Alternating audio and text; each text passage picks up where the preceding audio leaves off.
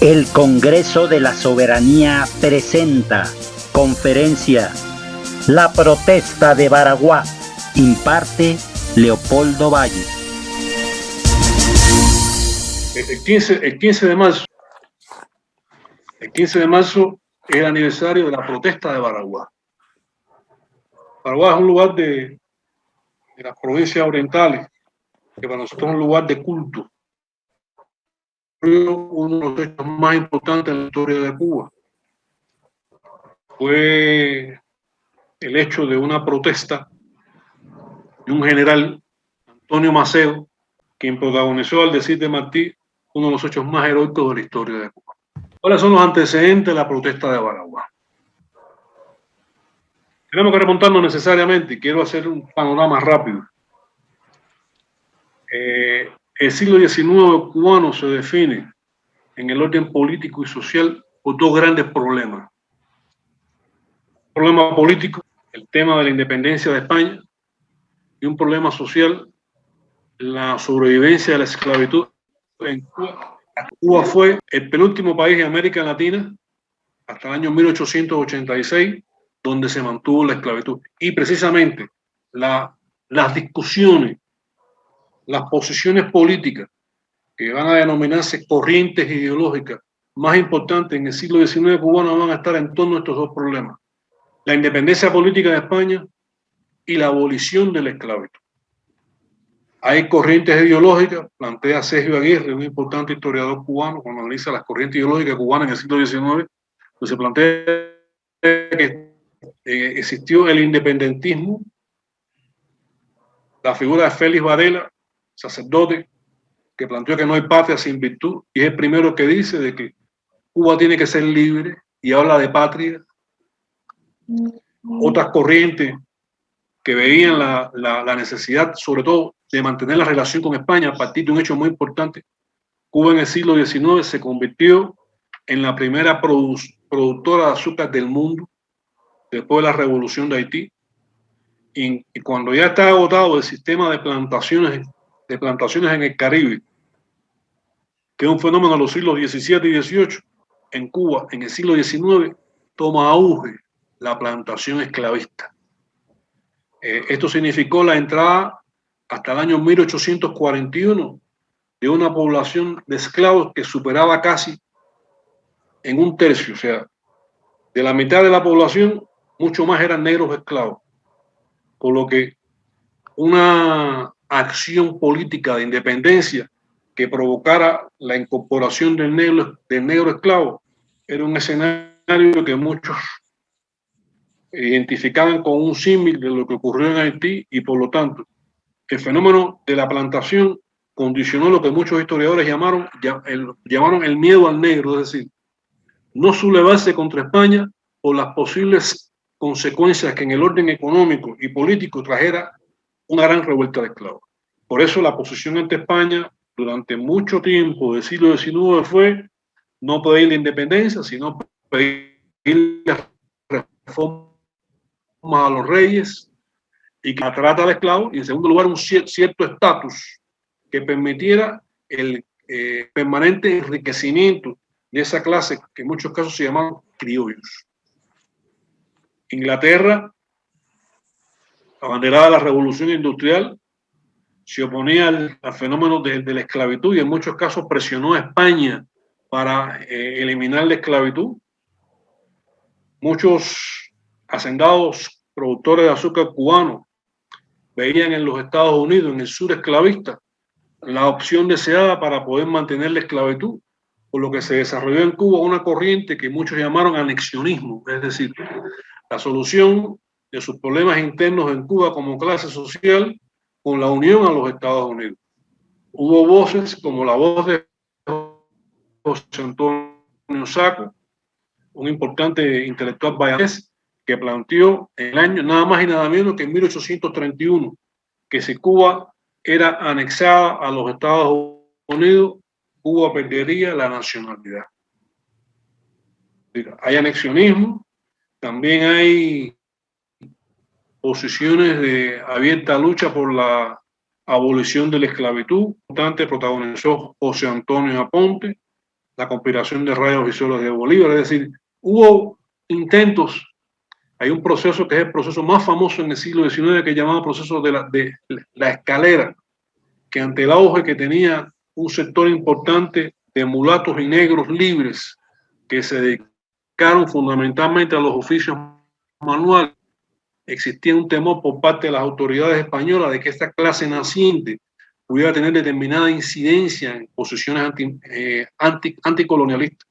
Y con pretexto, en fin, con la creación de expedientes falsos, etcétera, en la escalera se masacraron importantes figuras como Poeta Plácido, pero una figura intelectual mulato muy importante, otra figura como Anselmo Suárez de Romero, Francisco, en fin, negros que tuvieron un rol importante en lo que se conoce como la lucha por la abolición de la esclavitud. Y una relación con Cuba definida hasta el último hombre y la última peseta. Y ya en el año 1896, con Ayacucho, el resto de la América Latina es libre, solamente Cuba, repito, fundamentalmente por este tema de la esclavitud, continuaba sujeta a España. Las crisis económicas en 1857 en Europa, bien definida por Carlos Marx. A finales de los años 60, una crisis también sacude a Europa, a España, y se va a incrementar un grupo de acciones que tuvieron mucho que ver con la formación de los jóvenes. Y estos jóvenes van a crear un sentimiento de diferenciarse de los españoles, un sentimiento que va a ser cada vez más cubano. Estos hacendados criollos de la región oriental del país van haciendo logias, o sea, se utiliza la masonería como una vía para conspirar contra España. Y en 1868, un hacendado de Bayamés, Carlos Manuel de Céspedes, el 10 de octubre, lanza el grito de independencia. Y es precisamente el 10 de octubre la fecha que marca el inicio de la Revolución Cubana, que es una sola, desde el 10 de octubre a la actualidad. Céspedes, Bayamés, hombre de una cultura universal, no solo lanzó el grito de independencia contra España, sino también le dio la libertad a sus esclavos. Es decir, en este momento inicial de inicio de la única revolución cubana, se dan los dos hechos que van a definir precisamente el alcance del proceso revolucionario cubano. Es decir, es un acto de independencia política, pero es eminentemente también un acto de justicia social. Y esto es el inicio de la guerra de los 10 años. Una guerra compleja, una guerra que se inicia en el oriente del país, una guerra de sus jefes militares son figuras prominentes de esa aristocracia criolla que conjuntamente con sus esclavos se incorpora a la lucha, un enfrentamiento desigual con un ejército moderno en un teatro de operaciones extremadamente complejo, porque Cuba es una isla larga, estrecha, donde no existen altas estribaciones ni zonas boscosas que favorecieran la lucha revolucionaria. Es importante entender que Bayamo, que es la capital inicial de la revolución, Bayamo, donde el 20 de octubre de ese mismo año se entona por primera vez las notas de nuestro himno nacional, eso que todos ustedes conocen. Bayamo, sus pobladores prefieren quemarla, o sea, quemar la ciudad, reducir las cenizas antes que entregarla al ejército español. Esto da la medida de ese componente popular del hecho revolucionario, de ese apoyo de la población, de ese sentido de rebeldía de esos cubanos en ciernes. Es decir, estamos hablando de un pueblo, compañero, donde todavía no se define con nitidez qué es el cubano. Estamos hablando de peninsulares, de sus descendientes que se llaman criollos. Estamos hablando de una masa de esclavos enorme. Estamos hablando de ciudades donde se entrecruzan los más variados oficios. Estamos hablando también de la llegada no solo del negro africano, sino también de los chinos. En fin, de una abigarrada mezcla de grupos sociales. Y es precisamente esa guerra de los 10 años que se inicia con Céspedes, lo que a juicio del historiador Ramiro Guerra, en esa guerra se produce, o sea, es el crisol donde se funde la nacionalidad cubana. Es decir, después de esta guerra es posible hablar con toda legitimidad del cubano, es decir, de aquel que no solo es distinto al español, sino aquel que se enfrenta al español por lograr su independencia.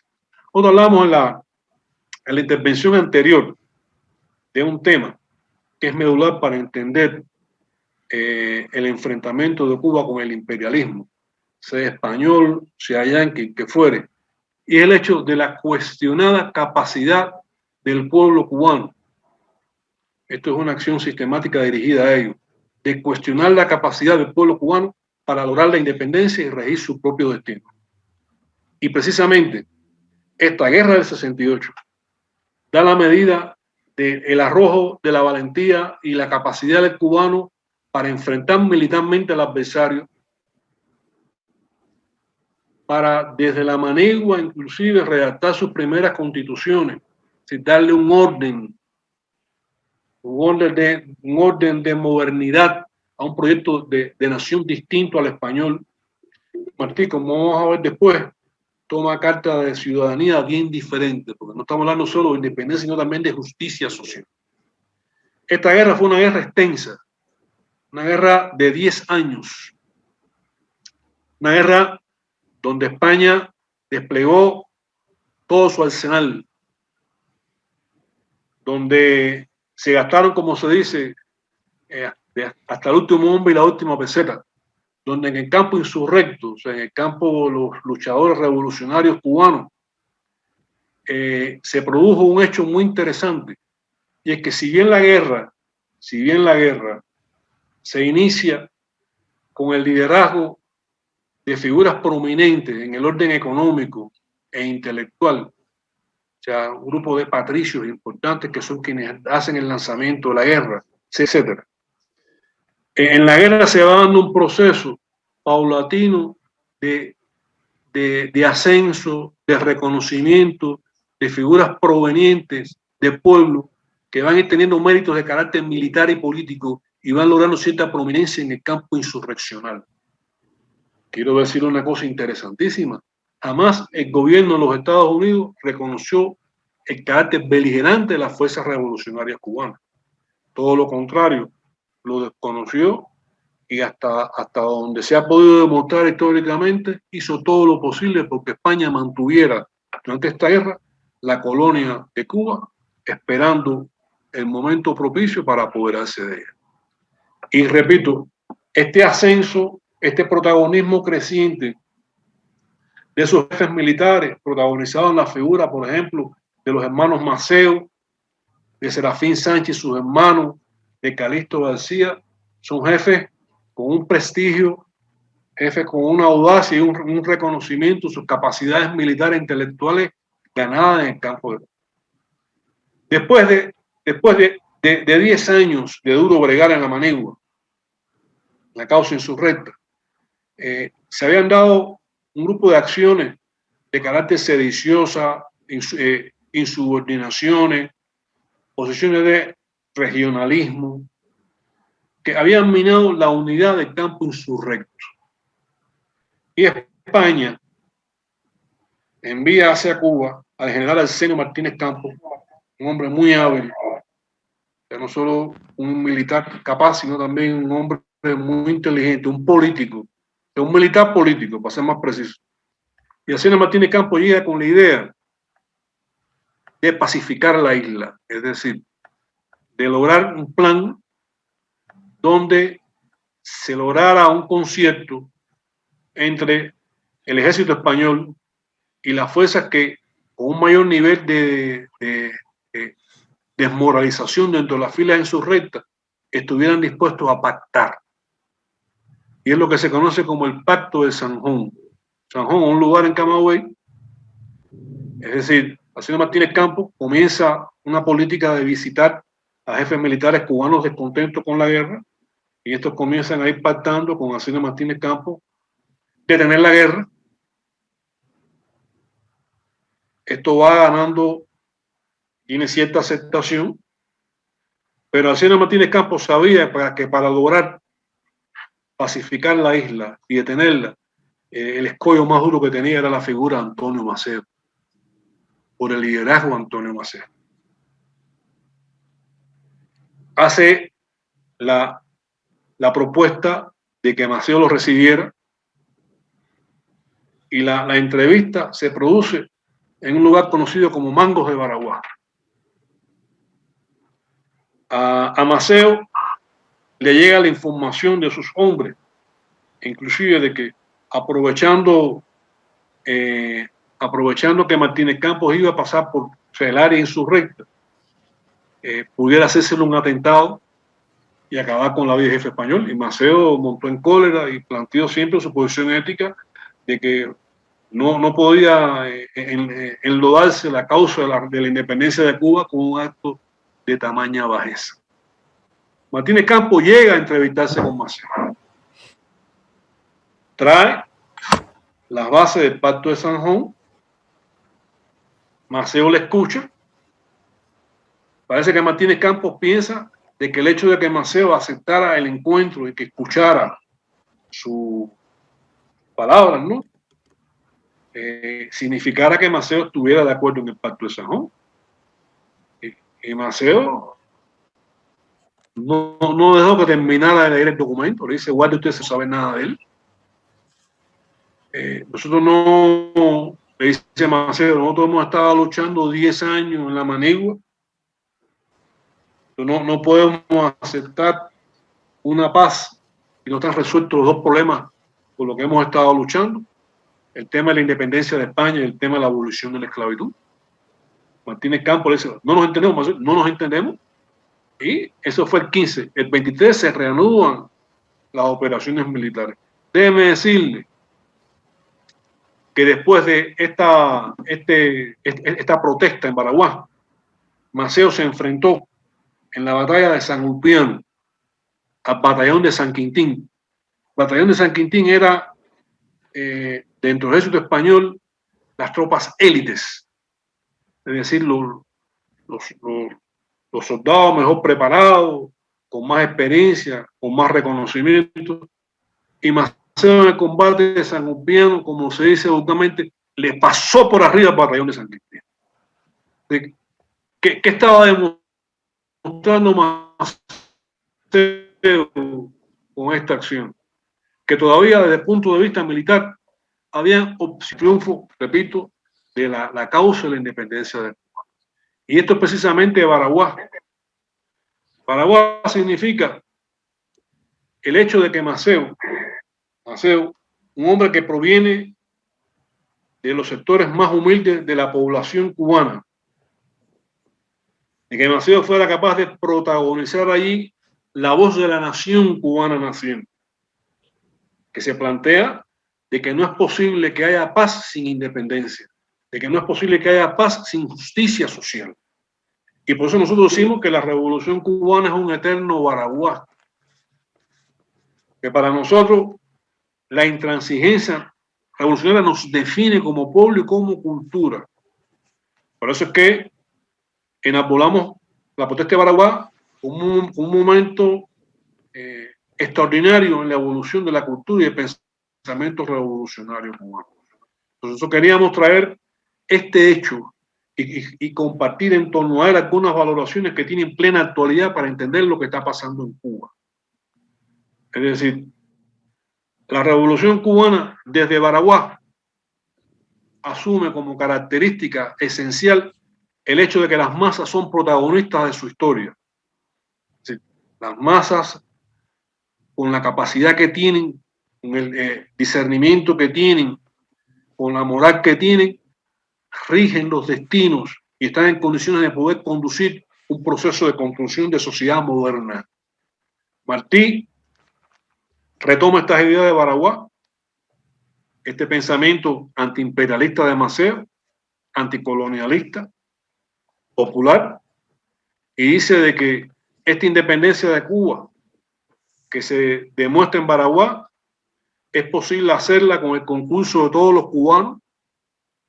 Esta independencia de Cuba es necesario que se haga bajo la conducción de un partido político. Yo le decía en la conferencia anterior, es el primer político en América Latina que se plantea el hecho de la independencia política y militar de una sociedad a partir de la construcción de un partido para unir la fuerza, y es el Partido Revolucionario Cubano, antecedente del Partido Comunista de Cuba. Este pensamiento de Baraguá, que se recoge también en el pensamiento martiano, en la idea del antiimperialismo, compañero, porque es importante cuando se analiza el pensamiento de Antonio Maceo y Baraguá, entender que Maceo fue capaz de percatarse del peligro que pudiera significar los Estados Unidos para el desarrollo de la nación cubana y del pueblo de Cuba. A Maceo le preguntan qué pensaba de los Estados Unidos, y Maceo planteó así de forma tajante: es mejor subir y caer que contraer deudas de gratitud con un vecino tan poderoso. A Maceo le plantean el tema de una posible anexión a los Estados Unidos, y Maceo le plantea a un joven: créame, joven, que esa sería la única vez en que estaría yo al lado de los españoles. Es decir, un hombre que tiene una visión bien clara del peligro de los Estados Unidos, y precisamente desde Baraguá, desde ese pensamiento independentista, de esa visión del peligro de los Estados Unidos, se va a construir un proyecto revolucionario que es precisamente la guerra del 95. Es decir, finaliza la guerra, se demuestra la posibilidad del triunfo revolucionario, se demuestra la capacidad del cubano para hacer la revolución, no llega a la independencia. Martí encabeza otra guerra en el 95, una guerra en el 95 donde va a participar junto con Martí, Maceo y Máximo Gómez, los jefes militares principales del 68. Se logra la independencia. A punto de lograrse la independencia, se produce la intervención de los Estados Unidos con el pretexto de una voladura de un barco de los Estados Unidos en Cuba, en Maine. Los Estados Unidos atacan a los españoles, destrozan a la flota militar del almirante Cervera. Sin embargo, no pueden avanzar en tierra, y son los mambises los que enfrentan a los españoles. En fin, toda una narrativa que demuestra que al final los Estados Unidos impidieron la entrada de los mambises a Santiago de Cuba. En la conferencia de París no participan los cubanos. En esta conferencia España le cede a Cuba a los Estados Unidos, y los Estados Unidos comienzan a implementar en Cuba el primer modelo de república neocolonial. Esto lo conocemos nosotros por los libros. Nos dieron la posibilidad de tener un himno, una bandera.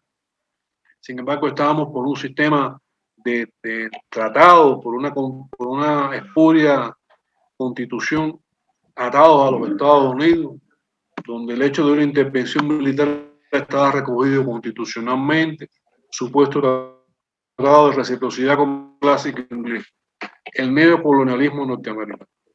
Y todo lo que se generó y todo el rescate en los años 50 del pensamiento de Antonio Maceo, de Martí, la acción de toda una generación que se lanza a darle continuidad a esa revolución del año 68 con el asalto al cuartel Moncada y el triunfo revolucionario del año 1950. Esto, compañeros, son elementos que nos permiten demostrar la importancia de entender la historia, y se define que la revolución cubana es una sola, el elemento de la continuidad, entender un hecho del siglo XIX y su vigencia en la actualidad porque demuestra, y es la esencia del ser de cubano, de la rebeldía, de la intransigencia, del antiimperialismo y el internacionalismo proletario. Yo le hablaba a Pablo, ¿no?, entre los temas que nos interesaban divulgar y discutir, etcétera, etcétera, etcétera, estaba este tema de la protesta de Baraguá, porque para nosotros es muy importante. O sea, la protesta de Baraguá es un parteaguas en la historia de Cuba. El pueblo, como protagonista de su historia, la idea de la intransigencia, de que no puede haber paz sin independencia, la idea de convertir los reveses en victoria, y esta es la historia más soberana, y este es el pensamiento de Fidel después de Moncada. En fin, todo un conjunto de acciones que van a marcar la continuidad en el proceso histórico cubano. Yo quiero dejarlo aquí, Pablo. Pues el Congreso de la Soberanía les agradece su asistencia, y también al compañero Leopoldo Valle, pues muchas gracias por esta conversación tan interesante, y no sé si quieras agregar un mensaje, Pablo. Sí, muchas gracias, compañero Leopoldo. Creo que la memoria histórica que guarda el pueblo cubano es fundamental en esta lucha por la soberanía y la independencia. Efectivamente, son un ejemplo para todos los pueblos, porque en el mundo entero los pueblos aspiran a la no injerencia, a la soberanía, al desarrollo independiente, económico, político, social, y su mensaje pues nos abre perspectivas en esta vía. Es muy importante esta visión de que la historia es una, y rescatar a los héroes del siglo XIX, porque los héroes siguen luchando, así como el Cid Campeador, que siguió luchando después de su muerte. Nuestros héroes, Céspedes, Máximo Gómez, José Martí, y desde luego el comandante Fidel Castro, siguen combatiendo con su ejemplo, con su pensamiento, que pues pasa de generación a generación. Creo que esta plática es muy importante, y también la cuestión de la solidaridad. Creo que el ejemplo del papel que ha tenido Cuba en Haití es realmente distintivo de todo lo que han hecho otros para acabar con Haití. Haití fue, como usted dijo, la primera revolución en el continente, y también la primera república negra, y por eso la han venido castigando desde hace siglos. Pero Haití cuenta con la solidaridad del pueblo cubano, y creo que es muy importante lo que usted, compañero Leopoldo, dice, que no hay paz sin independencia y sin justicia. Muchas gracias por esta interesante plática, y bueno, seguiremos, tenemos nosotros la línea de apoyar incondicionalmente la Revolución Cubana, y lo seguiremos haciendo. El Congreso de la Soberanía lo seguirá haciendo con mucho entusiasmo. Gracias, camarada. Pues muchas gracias. Agradecemos la invitación. Gracias. Gracias. Gracias, Leopoldo. Pues muy buenas noches. Buenas noches. Ustedes. Buenas noches. Excelente, gracias. Buenas noches. Gracias, Buenas noches. Pablo. Buenas noches, Buenas Marita. noches, gracias. Saludos a todos. Buenas noches. Buenas noches a todos. Buenas noches a todos. Sí.